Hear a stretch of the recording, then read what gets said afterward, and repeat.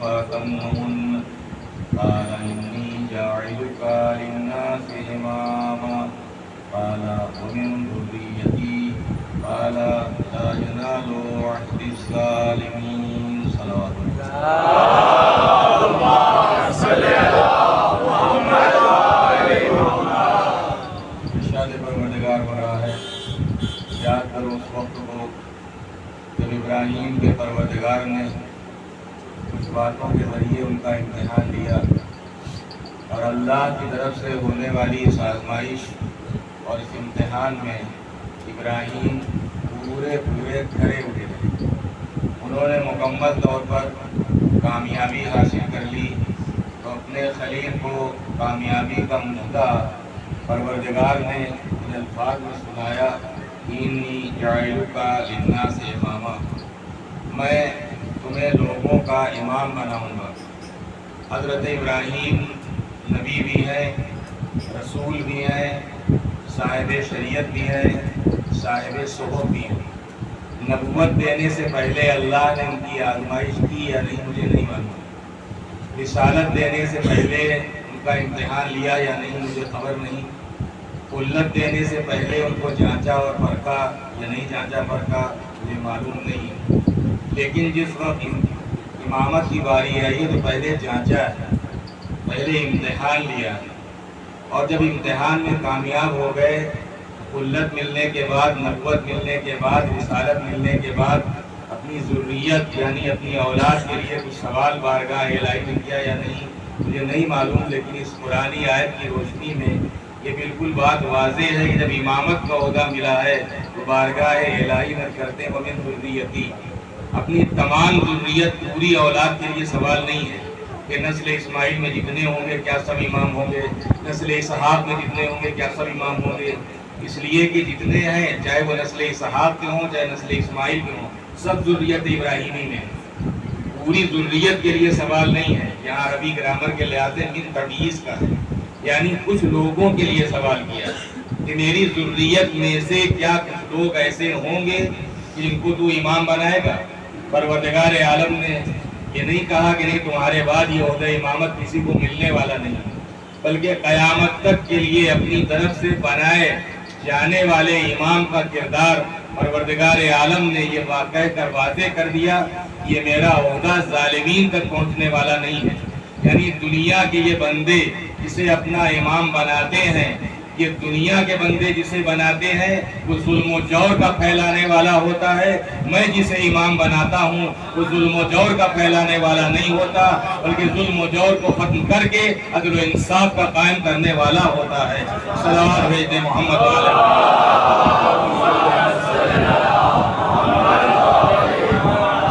اب بات ہے امتحان کی. وَإِذِ ابْتَلَىٰ إِبْرَاهِيمَ رَبُّهُ بِكَلِمَاتٍ، کے چند کلمات کے ذریعے، کچھ باتوں کے ذریعے پروردگار عالم نے ابراہیم کا امتحان لیا.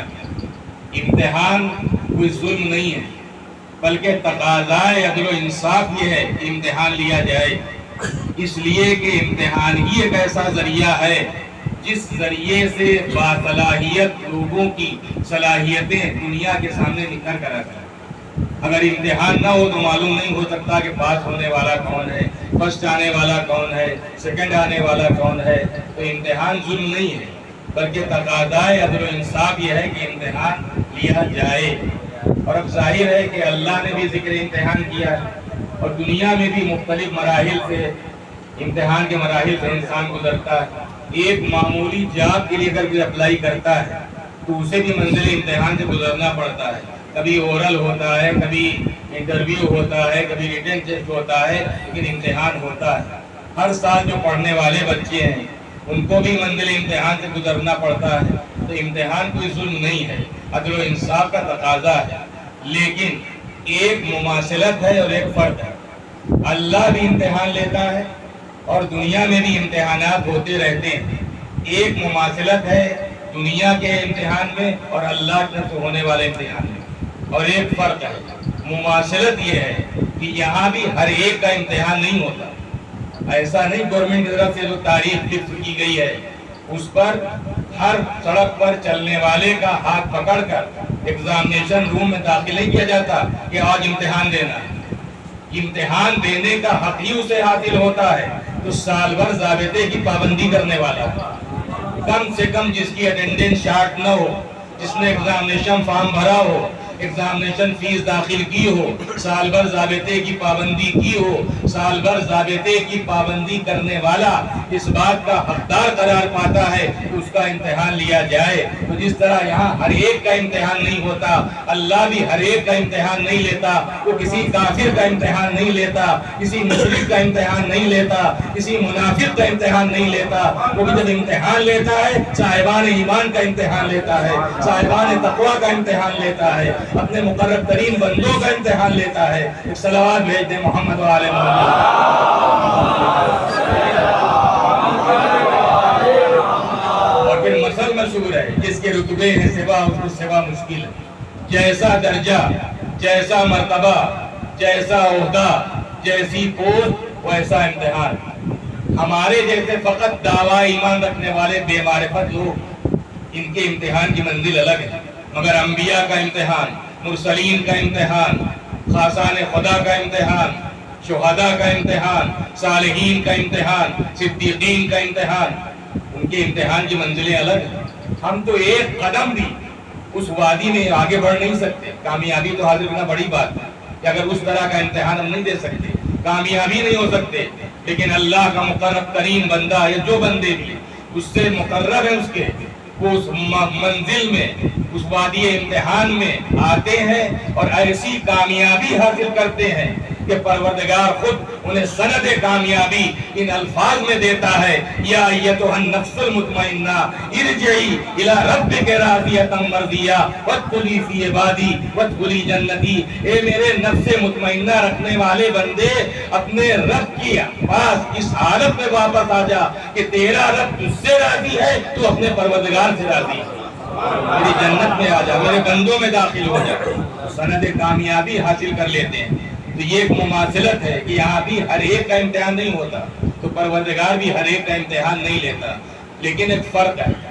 یہاں جب امتحان ہوتا ہے تو اسٹریم آؤٹ ہوتی ہے، پیپر نہیں آؤٹ ہوتا۔ اللہ نے اس کے بالکل برعکس نظام رکھا ہے، الٹا نظام رکھا ہے۔ اس نے اسکیم نہیں آؤٹ کی، پیپر ہی آؤٹ کر دیا۔ اب اس سے بڑھ کر اس کا فضل، اس کا کرم، اس کا احسان کیا ہو سکتا ہے؟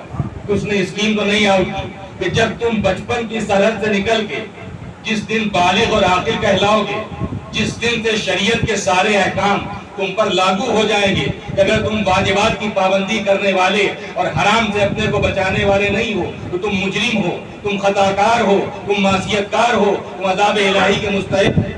نہیں بتایا کہ جس وقت انسان اس شباب کی منزل سے ہٹ کے بھرپور شباب کی منزلوں میں جوانی کی منزل پہنچ جائے گا، اس وقت امتحان ہوگا۔ جس وقت ادھیڑ ہو جائے گا اس وقت امتحان ہوگا، جس وقت بوڑھا ہو جائے گا اس وقت امتحان ہوگا، جس وقت لاغر کمزور ناتما ہو جائے گا اس وقت امتحان ہوگا، کہ جس وقت وہ موت اور حیات کی کشمکش میں بستر مرگ پر ایڑیاں رگڑ رہا ہوگا اس وقت امتحان ہوگا۔ کچھ نہیں بتایا، لیکن ہاں یہ بتا دیا کہ کس طرح امتحان ہوگا۔ نے کہا یہ اس کا فضل ہے، یہ اس کا احسان ہے، یہ اس کا کرم ہے، اور وہ تو اس قدر اپنے بندوں پر مہربان ہے کہ اس کی رحمت اس کے غضب کے آگے آگے، اس کا غضب پیچھے ہے، اس کی رحمت آگے ہے۔ یہ تو دنیا میں بھی ہم دیکھتے ہیں، اس لیے کہ پروردگار سے بڑھ کر کون ہو سکتا ہے، اس سے بڑھ کر کسی کی ذات نہیں۔ ہم تو صبح و شام اس کی کبریائی کا، اس کی بڑائی کا اعلان کرتے ہیں، اللہ اکبر، کہ اللہ سب سے بڑا ہے، لیکن کس قدر رحم کرنے والا ہے۔ یہ دنیا کے بندے کسی بھی اعتبار سے بڑے ہو جائیں، شہرت کے اعتبار سے بڑے ہو جائیں، دولت کے اعتبار سے بڑے ہو جائیں، عہدے اور منصب کے اعتبار سے بڑے ہو جائیں، یہ جتنے بھی دنیا کے بڑے ہیں جو اپنے کو بڑا سمجھتے ہیں، یہ بہت جلدی ناراض ہوتے ہیں، بہت دیر میں راضی ہوتے ہیں۔ لیکن کیا کہنا اس پروردگار کا کہ اپنے گنہگار سے، گنہگار بندے سے بھی بہت دیر میں ناراض ہوتا ہے، بہت جلدی راضی ہو جاتا ہے۔ دعائے کمیل کا فقرہ ہے آخر، یا سریع الرضا، اے بہت جلد راضی ہو جانے والے پروردگار، اے بہت جلد راضی ہو جانے والے پروردگار، ذرا سا مالک کی بارگاہ میں حاضر ہو کے، کوئی ہم میں سے معصوم نہیں ہے، ہم سب کئی خطاکار معصیت کار ہیں، ذرا سا مالک کی بارگاہ میں حاضر ہو کے اگر انسان اشک ندامت اس کی آنکھ میں آ گیا ہے، شرمندگی ہے اپنے گناہوں پر، اپنے گناہ پر کوئی گھمنڈ نہیں ہے، اپنے گناہوں کو وہ دوسروں سے فخر کے ساتھ بیان کرتا نہیں پھر رہا ہے، میں اپنے بچوں اور جوانوں کو کر دوں کہ اگر انسان گناہ کرنے کے بعد اس گناہ پر شرمندہ نہیں، اپنے دوستوں سے، اپنے اقربا سے، جو بھی ساتھ میں ہیں ان سے برابر بیان کر کے ان کو گواہ بنا رہا ہے اپنے گناہ پر، تو ایسے انسان کے لیے پروردگار اپنے فضل سے کام نہیں لیتا، اپنے عدل سے کام لیتا ہے، اور اپنے فضل سے کام نہیں لے گا، اس لیے کہ گناہگار کو سزا دینا یہ اس کا عدل ہے، بخش دینا یہی اس کا فضل ہے، لیکن اسے بخشے گا جو اپنے گناہوں کو بخشوانا چاہتا ہے۔ اسی لیے اس نے اگر بخشنا منظور نہ ہوتا تو دروازہ توبہ کیوں کھولا ہوا؟ اس نے اتنی آس دلا دی ہے ہم سب خطاکاروں گنہگاروں کو اپنے حبیب کے ذریعے کہ قل یا عبادی الذین اسرفوا علی انفسہم لا تقنطوا من رحمت اللہ ان اللہ یغفر الذنوب جميعا انہ هو الغفور الرحیم، میرے پیغمبر میرے ان گنہگار بندوں سے کہہ دیجئے جنہوں نے گناہ کر کے اپنے آپ پر ظلم کیا ہے، لا تقنطوا من رحمت اللہ، یہ میری رحمت سے مایوس نہ ہو، ان اللہ یغفر الذنوب جميعا، بے شک اللہ ان کے تمام گناہوں کو بخشنے والا ہے، انہ هو الغفور الرحیم، وہ بخشنے والا بھی ہے اور رحم کرنے والا بھی ہے، تو اگر اسے بخشنا منظور نہ ہوتا تو دروازہ توبہ کیوں کھولا ہوتا؟ لیکن توبہ کا مطلب کیا ہے؟ توبہ گالوں کے پیٹنے کا نام نہیں ہے، توبہ کانوں کے اینٹھنے کا نام نہیں ہے، توبہ لفظ توبہ کے بار بار زبان سے دہرانے کا نام نہیں ہے، توبہ نام ہے واپسی کا، توبہ نام ہے واپس ہونے کا۔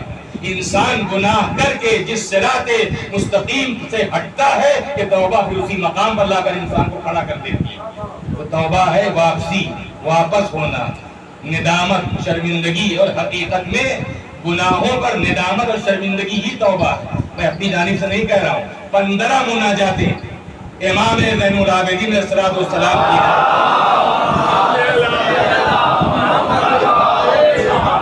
انہی کی ادا کے حوالے سے مجالس برپا کی گئی ہیں، 15 مناجاتیں ہیں۔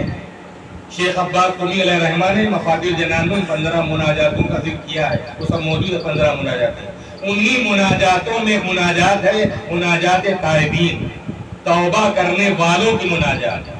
اس مناجات میں بارگاہ الہی میں یہ عرض کیا جا رہا ہے کہ پروردگار اگر تو نے ندامت اور شرمندگی کا نام توبہ رکھا ہے تو تیری عزت کی قسم میں اپنے کیے پر نادم ہوں۔ پروردگار میں اپنے گناہوں کو یاد کرتا ہوں تو میرا دل گھبرانے لگتا ہے، میرے اندر خوف پیدا ہو جاتا ہے، ایک گھبراہٹ ہونے لگتی ہے، تو مجھے اپنے کیے پر کوئی گھمنڈ نہیں ہے، کوئی غرور نہیں ہے، میں جب اپنے کیے کو گناہ کو یاد کرتا ہوں تو میرا دل گھبراتا ہے۔ پروردگار اگر تو نے ندامت اور شرمندگی کا نام توبہ رکھا ہے تو تیری عزت کی قسم میں اپنے کیے پر نادم ہوں۔ وہ پروردگار اس قدر رحم کرنے والا، کرم کرنے والا ہے، لہذا اس نے اسکیم نہیں آؤٹ کی، پیپر آؤٹ کر دیا۔ قرآن مجید کی بہت ہی مشہور و معروف آیت ہے، جو حضرات قرآن مجید تلاوت کرتے رہتے ہیں تقریباً ان سب کو یہ آیت یاد ہے۔ میں سمجھتا ہوں کہ آیت نہیں ہے، اللہ نے پیپر آؤٹ کر دیا۔ اب اس سے بڑھ کر اس کا لطف کیا ہو سکتا ہے؟ اس سے بڑھ کر اس کا کرم کیا ہو سکتا ہے؟ سورہ بقرہ کی مشہور آیت ہے وَلَنَبْلُوَنَّكُمْ بِشَيْءٍ مِنَ الْخَوْفِ وَالْجُوعِ وَالنَّقْصِ مِنَ الْأَمْوَالِ وَالْأَنفُسِ وَالثَّمَرَاتِ، کہ ہم ضرور بالضرور ان چیزوں کے ذریعے تمہارا امتحان لیں گے۔ اب عربی گرامر جو حضرات واقف ہیں کہ یہاں اگر یہ ترجمہ کیا ہے کہ شیور یعنی ضرور، ممکن نہیں ہے کہ اگر تم ایمان کا دعویٰ کرنے والے ہو اور اپنے کو مومن سمجھتے ہو تو ممکن ہی نہیں ہے زندگی بسر ہو جائے اور اللہ کو تمہارا امتحان نہ ہو۔ امتحان تو ہوگا. اگر تم اپنے آپ کو مومن گردانتے ہو اور مومن سمجھتے ہو اور مومن ہونے کا اعلان کرتے ہو تو یاد رکھو کہ امتحان تو ہونا ہے. وَلَنَبْلُوَنَّكُمْ بِشَيْءٍ مِنَ الْخَوْفِ وَالْجُوعِ وَنَقْصٍ مِنَ الْأَمْوَالِ وَالْأَنفُسِ وَالثَّمَرَاتِ کہ ہم تمہیں آزمائیں گے, تمہارا امتحان لیں گے, کبھی خوف کے ذریعے, کبھی بھوک کے ذریعے, کبھی جان کے نقصان سے, کبھی مال کے نقصان سے, کبھی ثمرات کے ذریعے. مفسرین نے لکھا یہاں ثمرات سے مراد ہے اولاد, کہ ہم تمہاری اولاد کو بھی کبھی تمہارے امتحان کا ذریعہ بنا سکتے ہیں. ہم یہ دیکھ سکتے ہیں کہ تمہارے دل میں ہماری محبت زیادہ ہے یا اپنی اولاد کی محبت زیادہ ہے. اس طرح حضرت ابراہیم کا امتحان لیا گیا. کیا پروردگار چاہتا تھا کہ بوڑھے باپ کے ہاتھوں یہ بیٹا ذبح ہو جائے؟ اگر اسے ذبح کرانا ہی مقصود ہوتا تو دمبا کیوں بھیجتا؟ اور اسی لیے قرآن مجید کی لفظیں ہیں وَتَلَّهُ لِلْجَبِينِ. جس وقت حضرت ابراہیم نے اپنے فرزند اسماعیل کو پیشانی کے بل لٹا دیا اور گلے پر چھری رکھ دی, فَنَادَيْنَاهُ أَن يَا إِبْرَاهِيمُ قَدْ صَدَّقْتَ الرُّؤْيَا. تب ہم نے ابراہیم کو پکارا, ابراہیم کو آواز دی, یا ابراہیم, اے ابراہیم, قَدْ صَدَّقْتَ الرُّؤْيَا. بس بس ابراہیم, تم نے اپنے خواب کو سچ کر دکھایا. تم نے یہ نہیں دیکھا تھا کہ بیٹے کو ذبح کر چکے ہو, یہ دیکھا تھا ذبح کر رہے ہو. اور یہ تو تمہاری کھلی ہوئی آزمائش تھی, یہ تمہارا کھلا ہوا امتحان تھا. اس کے بدلے میں ہم نے ذبح عظیم قرار دیا, اس قربانی کے بدلے میں. لہذا ثمرات سے مراد ہے یہاں اولاد, کہ ہم اولاد کے ذریعے بھی تمہارا امتحان لے سکتے ہیں. لیکن جن چیزوں کو اللہ نے امتحان کا ذریعہ قرار دیا ہے, تقریباً انہی ساری چیزوں کو عذاب کا ذریعہ بھی بنایا ہے. اللہ کی طرف سے جب امتحان ہوتا ہے تو یہی خوف, یہی بھوک, یہی جان کا نقصان, یہی مال کا نقصان, یہی اولاد. اور کبھی اس کے برعکس الٹا بھی ہو سکتا ہے, شہرت مل گئی, دولت مل گئی, عزت مل گئی, حکومت مل گئی, یہ چیزیں بھی امتحان کا ذریعہ ہیں. تو جو چیزیں امتحان کا ذریعہ ہیں وہی چیزیں تقریباً عذاب کا ذریعہ ہیں. اور میں نے شاید پہلے دوسری طرف کیا تھا کہ قرآن کیا سارا دین پاگلوں کے لیے نہیں آیا ہے, احمقوں کے لیے نہیں آیا ہے, جاہلوں کے لیے نہیں آیا ہے, بے وقوفوں کے لیے نہیں آیا ہے, نادانوں کے لیے نہیں آیا ہے, صاحبان عقل و شعور کے لیے آیا ہے. لہذا قرآن کوئی ڈیٹیل, کوئی تفسیر کسی مسئلے میں بہت زیادہ وضاحت کے ساتھ نہیں بیان کرتا. اشارے ضرور مل جائیں گے, اشارے مل جائیں گے, لیکن کوئی بہت زیادہ ہر مسئلے کی تفصیل اور پوری اے ٹو زیڈ اس میں باتیں ہوں نہیں. یہ کہ قرآن صاحبان عقل کے لیے نازل ہوا ہے, عقل مندوں کو اشارہ کافی ہوتا ہے. لہذا جو چیزیں عذاب کا, امتحان کا ذریعہ ہے, تقریباً یہی ساری چیزیں عذاب کا ذریعہ ہیں. اور میں اپنی بات کی دلیل میں قرآن مجید کی سورہ نحل کی 14واں پارہ 112ویں آیت ہے, جس میں اللہ نے ایک گاؤں کی مثال بیان کی. ارشاد ہو رہا ہے وَضَرَبَ اللَّهُ مَثَلًا قَرْيَةً, کہ اللہ تم سے گاؤں کی مثال بیان کرتا ہے. كَانَتْ آمِنَةً مُطْمَئِنَّةً, اس گاؤں میں امن بھی تھا اور اطمینان بھی, انتہائی خوشحال, بہت سکون کی زندگی بسر کرنے والے لوگ. اس گاؤں میں کوئی بھی پریشانی نہیں, کوئی دشواری نہیں. لیکن پھر کیا ہوا؟ فَكَفَرَتْ بِأَنْعُمِ اللَّهِ, اور ایسا لگتا تھا یَأْتِیہَا رِزْقُہَا رَغَدًا مِنْ كُلِّ مَکَانٍ, ایسا محسوس ہوتا تھا جیسے روزی چاروں طرف سے کھنچ کر اس گاؤں میں آ رہی, اس بستی میں آ رہی. لوگ اتنے خوشحال, اتنے آسودہ. لیکن پھر کیا ہوا؟ فَكَفَرَتْ بِأَنْعُمِ اللَّهِ, تو ان لوگوں نے اللہ کی نعمت سے کفر اختیار کیا. فَأَذَاقَهَا اللَّهُ لِبَاسَ الْجُوعِ وَالْخَوْفِ, بنیادی طور پر دیکھیے خوف اور بھوک کا یہاں بھی ذکر ہے. پھر اللہ نے ان کی زندگی میں خوف اور بھوک کو داخل کر دیا, یعنی فاقوں میں زندگی بسر ہونے لگی. ایک خوف, دہشت اور وحشت کا ماحول, کب لٹ جائیں, کب جلا دیے جائیں, کب بے گھر کر دیے جائیں, کچھ پتہ نہیں. ایک خوف کا ماحول پیدا ہو گیا. لیکن یہ یاد رکھنا, اللہ نے تو ان پر ظلم نہیں کیا. یہ جو خوف میں ان کی زندگی بسر ہونے لگی, یہ جو فاقوں میں ان کی زندگی بسر ہونے لگی, اللہ نے کوئی ظلم نہیں کیا. بِمَا كَانُوا يَصْنَعُونَ, یہ سب ان کے کرتوت کا نتیجہ تھا, یہ سب ان کی بدعمالیوں کی سزا تھی. جو اس طریقے پر ان کی زندگی میں تبدیلی آ گئی, یہ اللہ کی طرف سے کوئی ظلم نہیں ہوا ہے, بلکہ خود ان کے اعمال کی وجہ سے ہوا ہے, ان کی بدعملی کی وجہ سے ہوا ہے. اس کا مطلب کہ جو چیزیں امتحان کا ذریعہ ہے وہی چیزیں تقریباً عذاب کا ذریعہ ہے. لیکن یہ عذاب نازل کیوں ہوا؟ کفران نعمت کی بنیاد پر. کفران نعمت کیا ہے؟ یعنی جو اللہ کی طرف سے نعمتیں ہیں ان نعمتوں کا ناجائز استعمال، ان نعمتوں کا غلط استعمال، ان نعمتوں کو برباد کرنا، یہ ہے کفران نعمت۔ مثال کے طور پر یہ ہاتھ میں اللہ نے قوت دی ہے تو اس کے ذریعے سے کسی گرتے ہوئے کو ہم سنبھال بھی سکتے ہیں اور کسی شخص کو 2 دھکے دے بھی سکتے ہیں۔ دھکے دینا کفران نعمت ہے، سنبھال لینا اس نعمت پر مالک کا شکر ادا کرنا ہے۔ نعمت کا صحیح استعمال، نعمت کا جائز استعمال، یہ ہے اس نعمت پر مالک کا شکر ادا کرنا۔ اور نعمت کا غلط استعمال ہم غور نہیں کرتے۔ ظاہر ہے کہ سوکھی باتیں ہیں لیکن ذرا متوجہ ہو جائے، صلوات بھیج دیں۔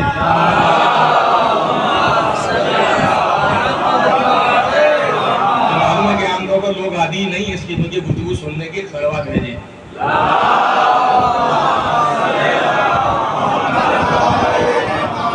کبھی کبھی بریانی کے ساتھ جو چٹنی روٹی بھی کھا لینا چاہیے، صلوات بھیجنے تاکہ ذائقہ بدل جائے۔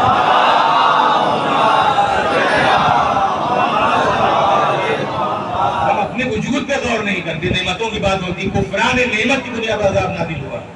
کبھی آپ نے غور کیا کہ سر سے پیر تک اللہ نے کتنی نعمتوں سے آپ کو نوازا اور کیسی کیسی قیمتی نعمتیں۔ یہ دماغ میں جو سوچنے سمجھنے کی صلاحیت ہے اس کی کیا قیمت آپ لگائیں گے؟ یہ کتنی بڑی قیمت ہے۔ اگر ہم پاگل ہوتے، ہم مجنون ہوتے، ہم دیوانے ہوتے، یہ جو اللہ نے دماغ میں سوچنے سمجھنے کی صلاحیت دی ہے کہ ہم نے پیدا کر لی ہے، یہ اللہ ہی نے تو عطا کی ہے، تو کتنی بڑی نعمت ہے اور اس کی کیا قیمت دنیا والے لگائیں گے؟ یہ آنکھوں میں جو قوت بصارت ہے جس کے ذریعے سے ہم دیکھتے ہیں، کیا یہ اللہ کی نعمت نہیں ہے؟ کتنی بڑی نعمت ہے، کیا قیمت لگائیں گے آپ؟ یہ جو کانوں میں قوت سماعت ہے جس کے ذریعے سے ہم سنتے ہیں، کتنی بڑی نعمت ہے، کیا قیمت لگائیں گے آپ سماعت کی؟ ناک میں جو قوت شامہ ہے، کیا یہ اللہ کی نعمت نہیں ہے؟ کیا قیمت دیں گے آپ اس کی؟ یہ زبان میں جو قوت ذائقہ ہے، کیا یہ اللہ کی نعمت نہیں ہے؟ کتنی بڑی نعمت۔ یہ سارے چٹخارے اسی وجہ سے ہیں کہ اللہ نے قوت ذائقہ دی ہے زبان میں۔ تو اگر یہ ذائقہ چھن جائے تو پھر کیا کھانے کا مزہ ہمیں مل پائے گا؟ کیا یہ عظیم اللہ کی عظیم نعمت نہیں آئی ہوئی؟ اور اگر اپنے وجود سے الگ ہٹ کے یہ ہاتھوں میں جو قوت لامسہ ہے، یہ بھی اللہ کی نعمتوں میں سے ایک نعمت ہے۔ تو ہمارا پورا وجود نعمتوں سے مالا مال ہے، اور اب اپنے وجود سے الگ ہٹ کے ماں اللہ کی نعمتوں میں سے ایک نعمت ہے، باپ اللہ کی نعمتوں میں سے ایک نعمت ہے، بھائی اللہ کی نعمت ہے، بہنیں اللہ کی نعمت ہے، نیک زوجہ اللہ کی نعمت ہے، صالح اولاد اللہ کی نعمت ہے، اچھا پڑوسی اللہ کی نعمت ہے۔ یہ سب نعمتیں ہی تو ہیں۔ پروردگار عالم نے کتنی نعمتوں سے ہمیں نوازا، لیکن اس نعمتوں کو ہم نہ خیال ہی نہیں کرتے، کتنی عظیم نعمتوں سے پروردگار نوازا ہے۔ لیکن جب نعمتوں کی بات آئی، جائز طریقے پر آئی ہوئی دولت بھی اللہ کی نعمتوں میں سے ایک نعمت ہے، بشرطے کہ جائز طریقے پر آئی ہوئی۔ اگر جائز طریقے پر آئی ہوئی دولت ہے تو وہ بھی اللہ کی نعمتوں میں سے عظیم ترین نعمت ہے، عظیم ترین نعمت ہے۔ ایک الگ مسئلہ ہے کہ اسلام میں دولت کے حصول پر کوئی پابندی نہیں لگائی ہے، ہاں شرائط ہیں کہ جو دولت آ رہی ہے وہ جائز طریقے پر آئے، ناجائز طریقے پر نہ آئے، حرام طریقے پر نہ آئے، حرام طریقے پر نہ آئے۔ تو یہ تمام نعمتیں ہیں، لیکن سب سے عظیم نعمت کیا ہے، سب سے بڑی نعمت کیا ہے؟ صادق آل محمد امام جعفر صادق علیہ السلام۔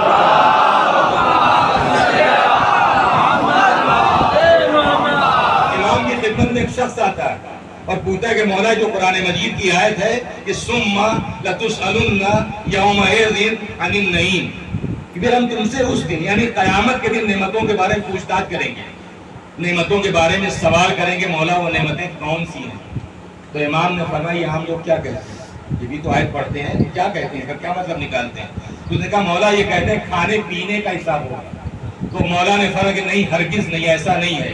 اس منعم حقیقی کی یہ شان ہی نہیں ہے کہ وہ دسترخوان نعمت بچھائے، کھلائے بھی اور حساب بھی لے۔ اور یہ تو دنیا میں کوئی شریف انسان ایسا نہیں کرتا کہ اپنے گھر میں اپنے دسترخوان پر مدعو کر کے دعوت دے کے کھلانے کے بعد حساب لیتا پھر بتائیے آپ نے کتنی روٹیاں کھائی، کتنی بوٹیاں کھائی ہیں۔ تو جب دنیا کا ایک شریف انسان ایسا نہیں کرتا تو شرافتوں کا پروردگار ہے، تو کیا حساب و کتاب لے گا؟ مولا نے فرمایا کہ نہیں، اس نعمتیں دینے والے خدا کی یہ شان نہیں ہے کہ وہ دسترخوان نعمت بچھائے، کھلائے بھی اور حساب بھی لے۔ اور حقیقت یہ حساب نہیں لے کھانے پینے کا، ہاں حساب دینا پڑے گا جو ہم برباد کریں گے. کھانا برباد کرتے ہیں اس کا حساب دینا پڑے گا, پانی برباد کرتے ہیں اس کا حساب دینا پڑے گا, فضا برباد کریں اس کا حساب دینا پڑے گا, ہوا برباد کریں اس کا حساب دینا پڑے گا. جو چیز جس نعمت کو یہ انسان برباد کر رہا ہے اس نعمت کا حساب تو اس انسان کو یقیناً دینا پڑے گا. لیکن اپنی نیچرل ضرورت کے تحت جو استعمال کر وہ کاہے کا حساب ہے. ہو سکتا ہے آپ کی میتھمیٹک بہت مضبوط ہے, آپ حساب دے لے جائیں, ہم تو ہاتھ جوڑ لیں گے. پروردگار پوری زندگی کا حساب تو بڑی بات ہے, ہم ایک ہفتے کا حساب نہیں دے سکتے کہ ہم نے کتنا کھایا اور کتنے پیا, تو ہم کہاں زندگی بھر کا حساب دیتے پڑیں گے. ہمارے بس سے باہر ہے, ہم نہیں حساب دے سکتے. اور یہ فرمایا کہ کھانے پینے کا حساب نہیں ہوگا, کھانے پینے کا حساب نہیں ہوگا. اور میں سمجھتا ہوں کہ شاید واقع ہے بھی ایسا, اس لیے کہ جو ہمارا نیچر ہے, ہماری فطرت ہے, اس کے خالق ہم نہیں ہیں. ہمارے نیچر کا اور ہماری فطرت کا خالق اللہ ہے. اس نے ہمارے نیچر میں بھوک رکھی ہے, تو اپنی نیچرل ضرورت کے تحت ہمیں کھانا چاہیے نہیں کھانا چاہیے. اب جب اسی کا نیچر بنایا ہوا, نیچر میں اس نے بھوک رکھی, اس کے حکم کے مطابق صحیح پاک بھی کھا رہے ہیں اور حلال بھی کھا رہے ہیں, ضرورت کے تحت کھا رہے ہیں, پھر کاہے کا حساب ہے. اس نے ہمارے نیچر میں پیاس رکھی ہے, تو جب پیاس ہمارے نیچر میں ہے تو ہمیں پانی چاہیے نہیں پانی چاہیے. تو اب جو اپنی پیاس بجھانے کے لیے اپنی نیچرل ضرورت کے تحت ہم پانی پی رہے ہیں, تو پھر کاہے کا حساب لے گا. اسی لیے مولا نے فرمایا کہ نہیں, اس نعمتیں دینے والے خدا کی یہ شان نہیں ہے, وہ دسترخوان نعمت بچھائے, کھلائے بھی اور احساس بھی لے. آنے والا کہتا ہے مولا کہ وہ نعمتیں کون سی ہیں, تو آپ نے اپنے سینہ اقدس کی طرف اشارہ کرتے فرمایا وہ نعمتیں ہم ہیں. ہماری ولایت کے بارے میں تم سے پوچھا جائے گا, ہماری محبت کے بارے میں پوچھا جائے گا کہ ان نعمتوں کے ساتھ تمہارا کیا سلوک رہا ہے. صلوات بھیجتے محمد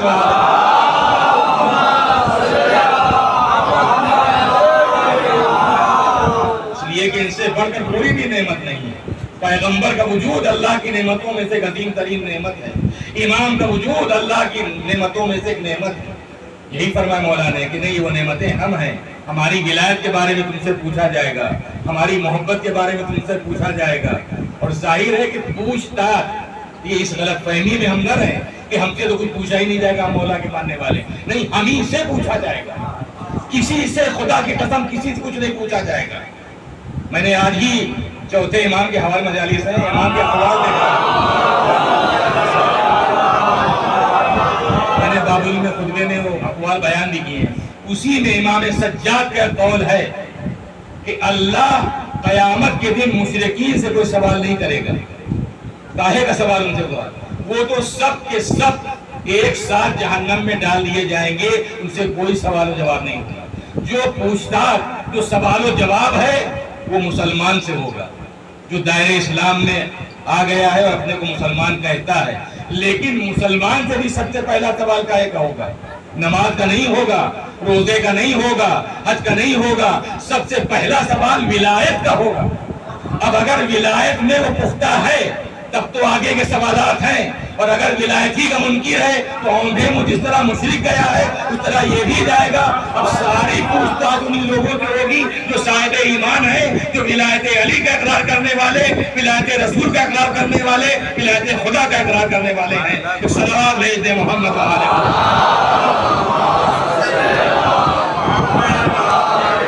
اس غلط فہمی میں ہم نہ رہیں کہ ہمیں تو حساب کتاب دینا ہی نہیں ہے. ان کا حساب و کتاب نہیں ہونا, حساب و کتاب ہمارا ہی ہوگا. ائمہ کے ارشادات موجود ہیں, فرمودات موجود ہیں, اور اگر وہ مرحلے اتنے ہی آسان ہوتے تو اپنے چاہنے والوں کو معصومین ان مرحلوں سے گزرنے کے لیے مخصوص دعاؤں کی تعلیم نہ دیتے. اماموں نے دعاؤں کی تعلیم دی ہے. قبر کی منزل, حشر کی منزل, صراط, میزان, سوال منکر و نکیر, انہی چوتھے امام کی دعائیں آپ پڑھیے. اور اپنے نوجوان گزارش کروں گا, اصل میں ہم دعائیں تو کرتے ہیں لیکن ہمارے جیسے افراد چند دعائیں رٹ گئی ہیں. جب بھی نماز کے لیے ہاتھ کے ہاتھ اٹھائے دعا کے لیے تو وہی 2-4 دعائیں ہیں جو رٹ گئی ہیں. لیکن کبھی موقع ملے, اور اب کوئی کمی نہیں ہے, ہندی میں بھی آپ کو ٹرانسلیشن مل جائے گا, آپ کو انگلش میں بھی مل جائے گا. کبھی ان دعاؤں کو معصومین کی آپ نالج کے لیے بھی پڑھیے, دعا کے لیے نہ پڑھیے, نالج کے لیے پڑھیے. ان دعاؤں کا سب سے بڑا فائدہ یہ ہے کہ ان دعاؤں کے ذریعے اللہ کی بارگاہ میں بندے کو حاضر ہونے کا سلیقہ بھی معلوم ہوتا ہے، طریقہ بھی معلوم ہوتا ہے، مانگنے کا انداز بھی معلوم ہوتا ہے کہ مالک سے کیسے مانگا جائے، اس کی بارگاہ میں آداب ہونے کے کیا شرائط ہیں، کیسے اپنے مالک سے مانگا جائے۔ لہذا کبھی ان دعاؤں کو پڑھ ڈالیے آپ کہ ان دعاؤں کے ذریعے کتنے معرفت کے خزانے ہیں، کتنی معرفت حاصل ہوتی، معرفت خدا، معرفت رسول، معرفت امام، معرفت دین، معرفت قرآن۔ صلوات بھیج دیں محمد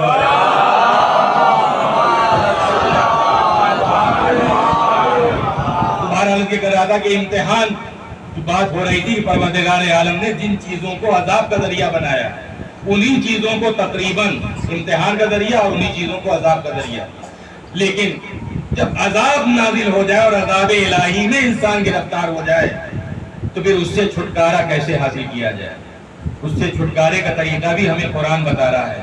میں نے جو آیتیں پڑھی اگر وہ آپ کے ذہن میں ہیں، امتحان والی آیت اس میں بنیادی طور پر خوف اور بھوک کا ذکر، عذاب والی آیت اس میں بنیادی طور پر خوف اور بھوک کا ذکر، اور اب یہ جو آیت میں پڑھ رہا ہوں 30ویں پارے میں سورہ قریش، بہت ہی مشہور سورہ ہے۔ بسم اللہ الرحمن الرحیم، لإلاف قریش إيلافهم رحلة الشتاء والصيف فليعبدوا رب هذا البيت الذي أطعمهم من جوع وآمنهم من خوف۔ یہاں بھی وہی بھوک اور خوف کا تذکرہ ہے، یعنی بنیادی طور پر، یعنی اگر انسان عذاب الہی میں پھنسا ہوا انسان اگر عذاب سے چھٹکارا حاصل کرنا چاہتا ہے تو وہ دائرہ عبدیت میں آ جائے، بندگی کے دائرے میں آ جائے، عبدیت۔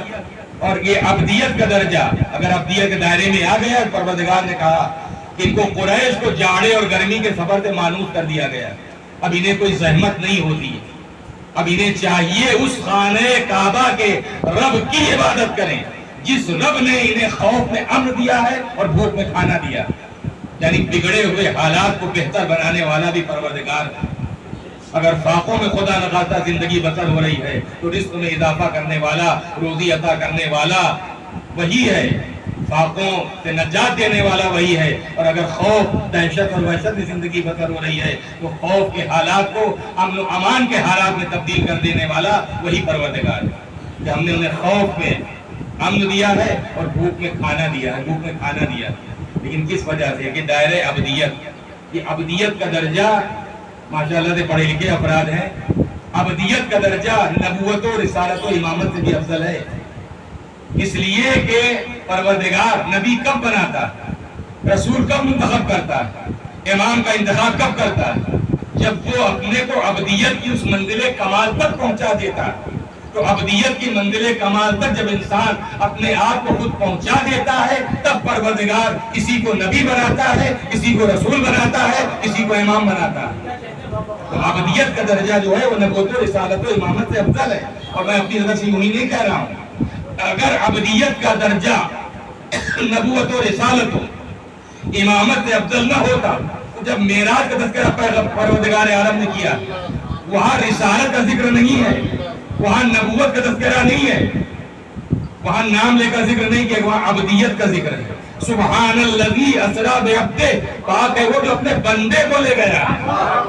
اس کا مطلب کہ معراج عبدیت کے لحاظ سے حاصل ہو رہی ہے، عبدیت پیغمبر کو معراج حاصل ہو رہی ہے۔ سبحان الذی اسری بعبدہ، پاک ہے وہ جو اپنے بندے کو لے گیا۔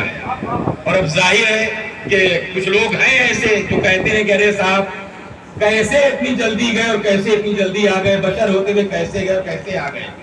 یہ سوال تو اس وقت ہوتا جب خود پیغمبر نے اعلان کیا ہوتا، تو ہم ہاتھ جوڑ کر پوچھ لیتے کہ سرکار آپ کیسے اتنی جلدی گئے اور کیسے اتنی جلدی آ گئے، مگر حضور نے تو اعلان نہیں کیا، یہ اعلان تو پروردگار نے کیا ہے۔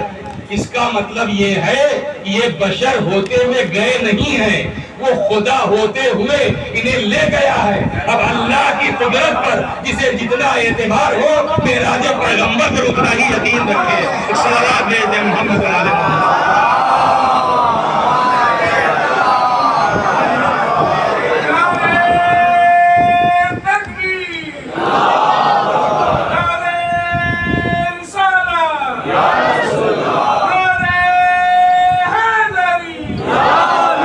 محمد وآل محمد بنجتني سلما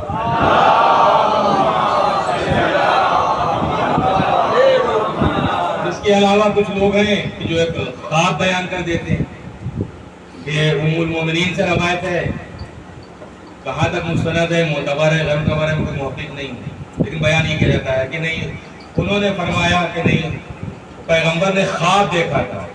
ان کا یہ بیان ہے کہ پیغمبر کہیں گئے ہی نہیں، وہ تو میرے ہی حجرے میں سے دیکھیے، کہتے نہیں ہے کہ جھوٹ بولنے والے کو حافظہ نہیں ہوا کرتا، اس کے حافظہ نہیں ہوتا، یہ بھول گیا یہ کہنے والا کہ پیغمبر کی معراج کہاں ہوئی ہے۔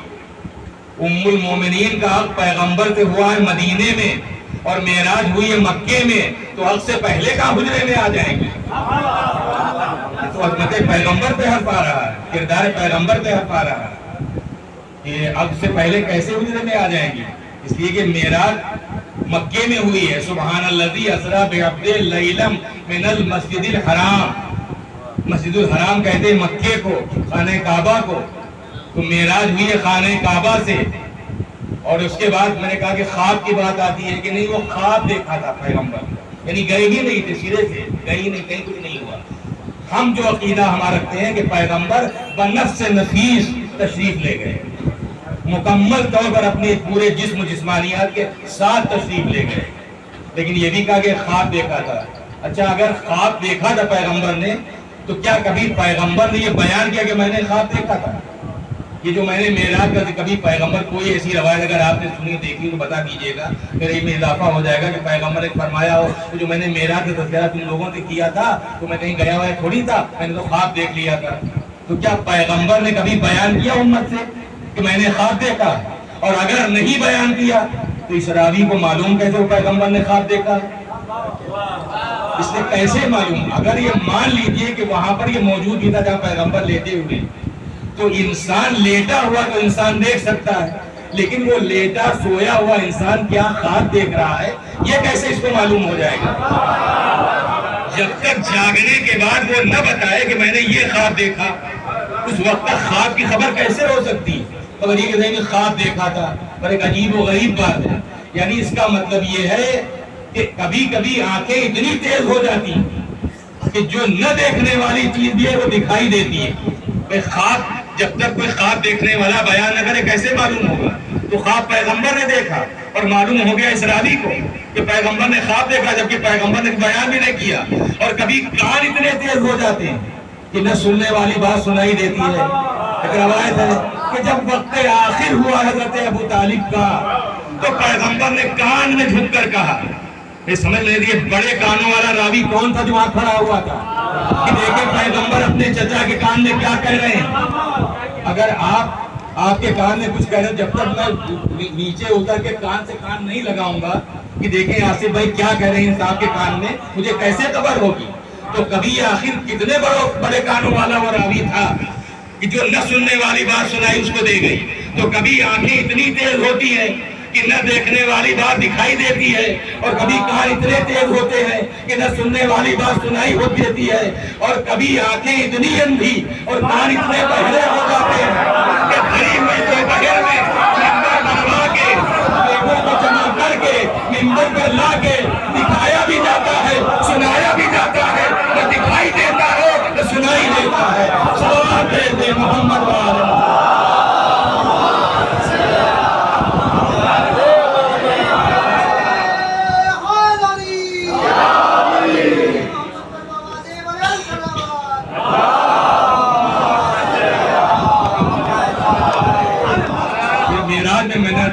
ہمارا تو عقیدہ پیغمبر بنفس نفیس تشریف لے گئے، پورے جسم و جسمانیات کے ساتھ تشریف لے گئے، اور خود نہیں گئے تھے، بلایا تھا تب گئے تھے۔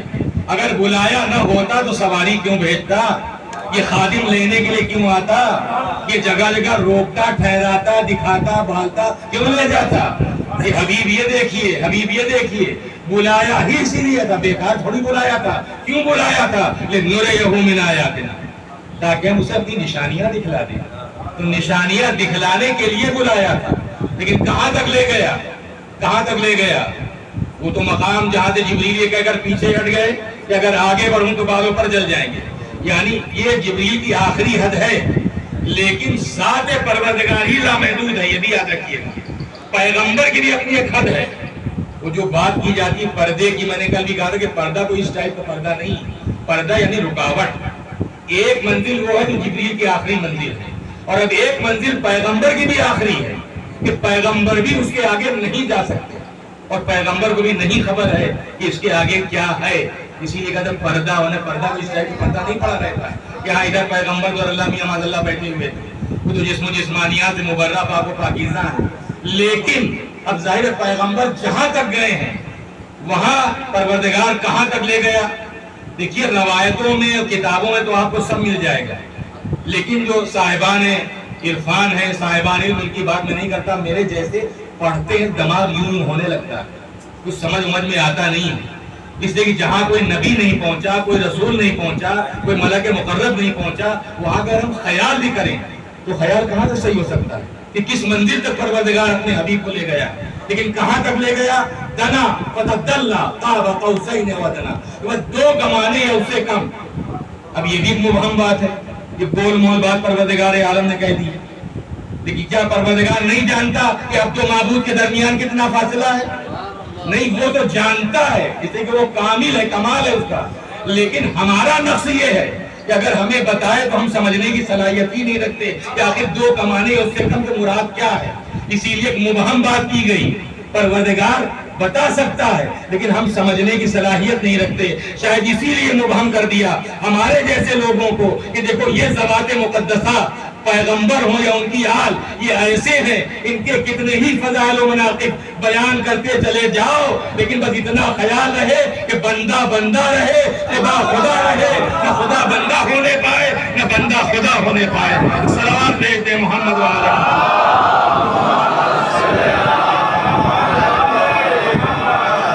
پیغمبر کو میں نے کہا کہ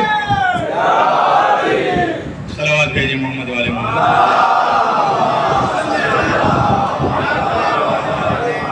نشانیاں دکھلانے کے لیے لے گیا، تو باقی کچھ تو بات کرے گا، اور یہ بھی صحیح ہے کہ معراج صرف اور صرف پیغمبر کو ہوئی ہے، صاحب معراج صرف اور صرف پیغمبر اکرم ہے، ورنہ یہ عدالت الہی کے خلاف ہے کہ معراج دو کو ذکر ایک کا کرے، یہ عدالت الہی کے خلاف ہے۔ شاید آپ کے ذہنوں میں کچھ بات ہوگی لیکن میں کروں گا انشاءاللہ کہ معراج صرف پیغمبر کو ہوئی، لیکن جب بلایا تھا تو آخر بلا وجہ نہیں بلایا، جب نشانیاں دکھلانے کے بلایا ہے تو آخر کچھ تو بولے گا، کچھ تو بات کرے گا۔ صفات ثبوتیہ میں اپنے بچوں کو جب ہم صفات ثبوتیہ بچپن میں رٹواتے ہیں تو اس میں جہاں قدیم ہے، قادر ہے، حی ہے، مرید ہے، مدرک ہے، وہیں ایک ہے متکلم۔ متکلم یعنی جس چیز میں چاہے کلام پیدا کر دے، جیسے حضرت موسیٰ کے لیے درخت سے آواز آنے لگی تو اللہ میاں درخت میں گھس کر نہیں بیٹھ گئے تھے، حکم ہوا، اس کا ارادہ ہوا اور آواز آنے لگی، تو وہ متکلم ہے۔ اور جب وہ کلام کرے گا، کلام کر سکتا ہے یعنی جس چیز میں چاہے کلام پیدا کر دے، جب کلام پیدا ہوگا تو ایک لہجہ بھی ہوگا۔ ابھی آصف بھائی پڑھ رہے تھے، آپ کا اپنا ایک لہجہ تھا، ابھی ایک کاظم صاحب نے سوزخانی کی، ان کا اپنا ایک لہجہ ہے، آپ پڑھ رہے تھے اپنا ایک لہجہ ہے، میں بیان کر رہا ہوں میرا اپنا ایک لہجہ ہے، جو بولے گا اس کا اپنا ایک لہجہ ہے۔ تو جب آواز تو آئی ہے اور آواز جانی پہچانی تھی، اس لیے کہ بو کی منزل، ہوا کا مقام کوئی بھی نہیں، تو پیغمبر کو ظاہر و گھبراہٹ تو ہونا چاہیے، لیکن جب آواز آئی ہے تو جانا پہچانا لہجہ تھا۔ پیغمبر کے چہرے پر گویا سکون کے آثار، جانا پہچانا لہجہ تھا، اور بارگاہ الہی نے سوال کر دیا کہ پالنے والے کون بول رہا ہے، تو بول رہا ہے یا میرا بھائی علی بول رہا ہے؟ پالنے والے کون بول رہا ہے، تو بولا یا میرا بھائی علی بول رہا ہے؟ ارشاد پروردگار ہوا، میرے حبیب میری ذات کا قیاس کسی مخلوق پر نہیں ہو سکتا، میں نے تم سے گفتگو کے لیے تمہارے بھائی علی ابن ابی طالب کا لہجہ اس لیے اختیار کیا کہ مجھے معلوم ہے اس پوری کائنات میں اگر کسی ذات کو تم سب سے زیادہ عزیز رکھتے ہو، دوست رکھتے ہو، وہ ذات علی ابن ابی طالب کی ہے۔ صلوات بھیجتے محمد والے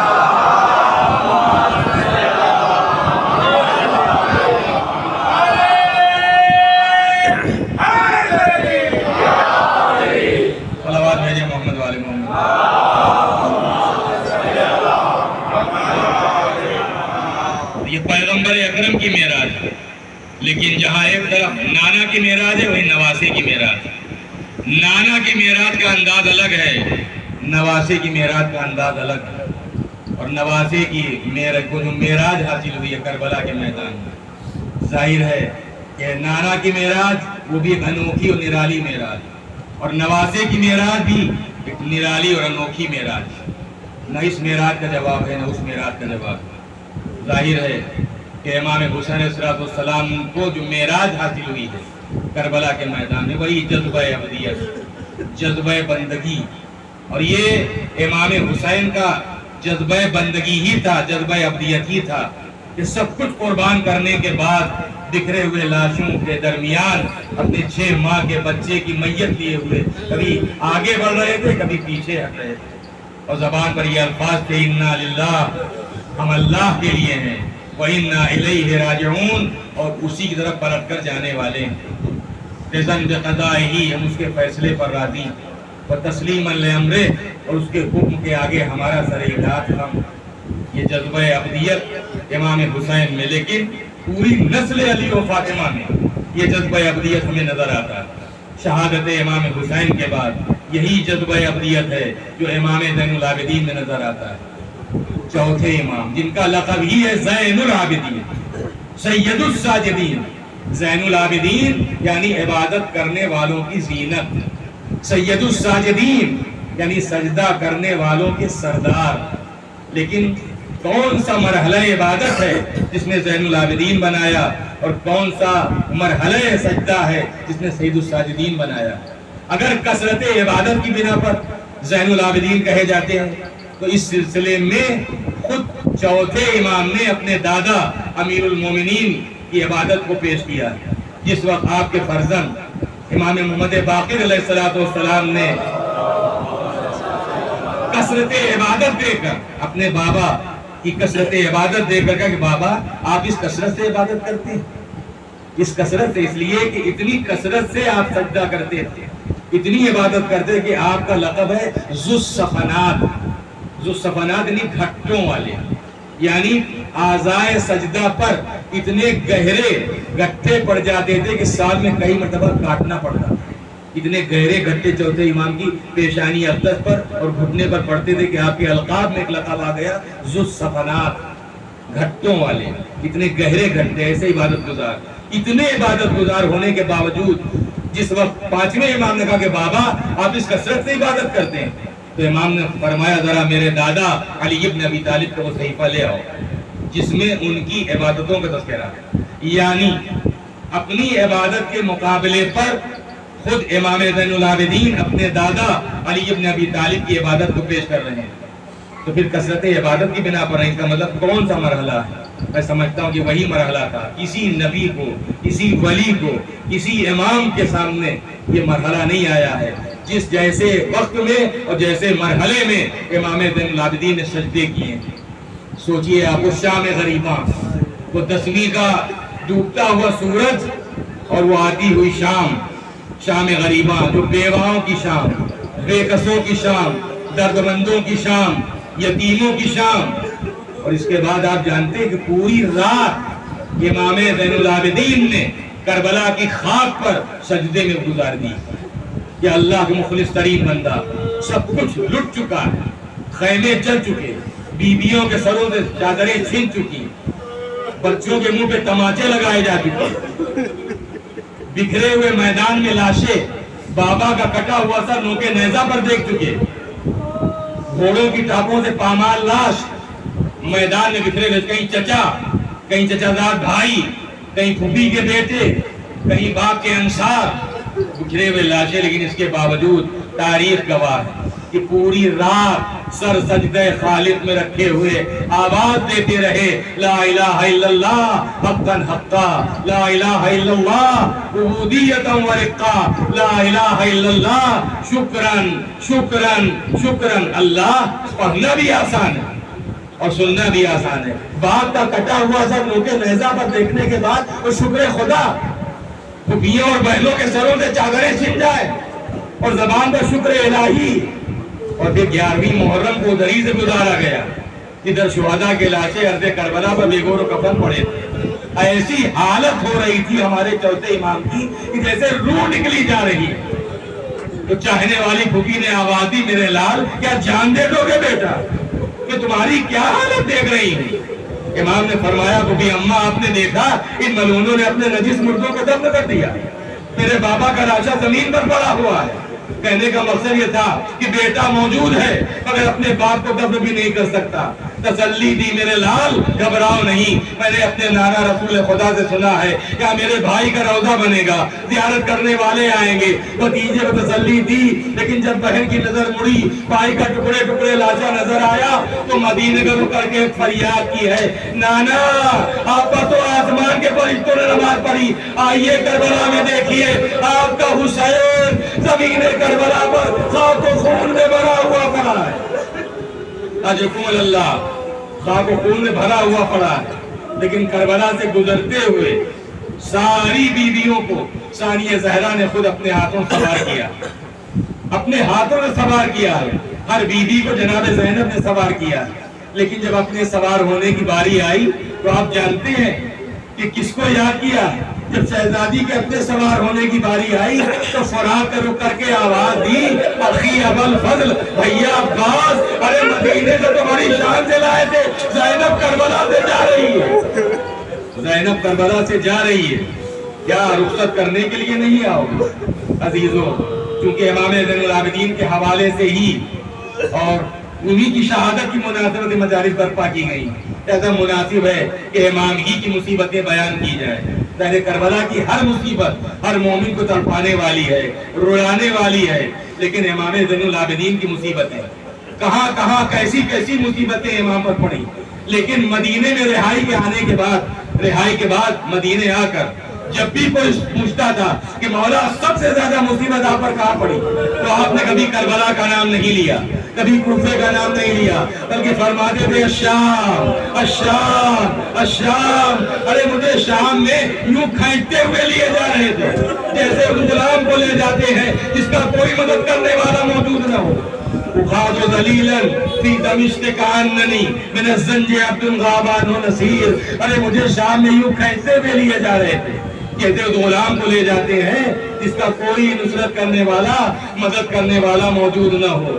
سن 38 ہجری میں آپ کی ولادت ہوئی، سن 95 ہجری میں آپ کی شہادت ہوئی ہے، لیکن کربلا کے بعد جب پانی سامنے آتا تھا فرمایا ہائے میرا بابا پیاسا مارا گیا، میرا بابا پیاسا مارا گیا۔ منہال کوفی حاضر خدمت ہوئے، دیکھا امام وضو کے لیے تب بیٹھے ہوئے ہیں، پانی چلو میں لیتے ہیں، آنکھوں سے آنسو جاری ہوتے ہیں، کہتے ہائے میرا بابا پیاسا مار ڈالا گیا۔ منہال کہتے مولا صبر کیجئے، کہاں تک روئیے گا؟ اس جملے نے بے قرار کر دیا، فرمایا منہال یعقوب سے ایک بیٹا یوسف جدا ہوا تھا، جس کی جدائی پر اتنا روئے تھے کہ آنکھیں سفید ہو گئی تھی۔ اے منہال، ارے میرے تو 18 یوسف سرزمین کربلا پر بکھرے ہوئے پڑے تھے۔ منہال کہتے مولا شہادت تو آپ کے گھر کی میراث ہے۔ اس جملے نے اور بے قرار کر دیا، فرمایا سچ کہتے ہو شہادت میرے گھر کی میراث ہے، لیکن کیا یہ بھی میراث ہے کہ میری نظروں کے سامنے میری بہنیں اور بھوپیاں بلوائے آپ میں در بدر پھیلائی جائیں؟ آواز دینے والا آواز دے، آؤ تماشائیو محمد کی نوازیاں، علی و فاطمہ کی دے۔